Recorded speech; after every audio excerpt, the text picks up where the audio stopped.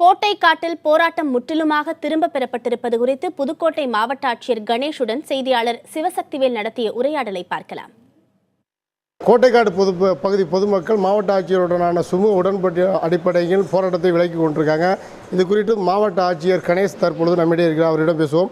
ஐயா, இன்னைக்கு நீங்கள் நேற்றுக்கு பேச்சுவார்த்தை நடத்தினீங்க. அந்த பேச்சுவார்த்தையின் அடுத்த கட்டமாக இன்னைக்கு அந்த போராட்ட குழுவினர் போராட்டத்தை முற்றிலும் கைவிட்டிருக்காங்க. பேச்சுவார்த்தையின் சாராம்சம் என்னையா?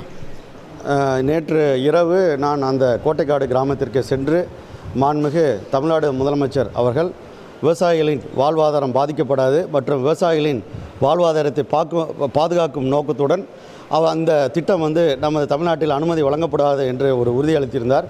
அந்த மாண்புமிகு முதலமைச்சர் அவர்களின் அந்த உறுதியை அந்த கோட்டைக்காடிலே அந்த மக்களிடம் ஒவ்வொருவரிடமும் ஒவ்வொரு விவசாயியிடம் நான் எடுத்து கூறினேன். அதை அவர்கள் முழுமையாக ஏற்றுக்கொண்டு இன்று காலையில் இங்கே ஆலங்குடி தாலுகா அலுவலகத்தில் அவர்கள் பேச்சுவார்த்தைக்கு வருவதாக உறுதியளித்துள்ளார்கள்.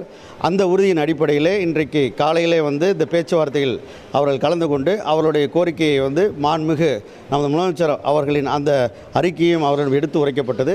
அதை முற்றிலுமாக ஏற்றுக்கொண்டு மற்ற 2 கோரிக்கைகள் ஏற்கனவே அந்த டிஃபங்க்டாக இருக்கக்கூடிய அந்த 2 போர்வெல் மூட வேண்டும் என்று கேட்டார்கள்.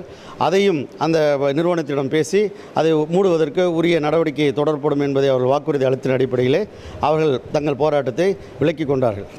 அவர்களும் இன்றைய இரவோ அல்லது நாளை காலையோ நம் மாவட்ட ஆட்சித்தலைவர் மற்றும் கண்காணிப்பாளர் மற்றும் அலுவலரிடம் சந்தித்து பேச்சுவார்த்தைக்கு வருவதாக ஒப்புக்கொண்டுள்ளார்கள்.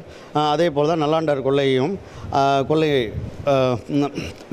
நெடுவாசல் ஊர் மக்கள் 2 பேருமே அதை உறுதியளிக்கிறார்கள்.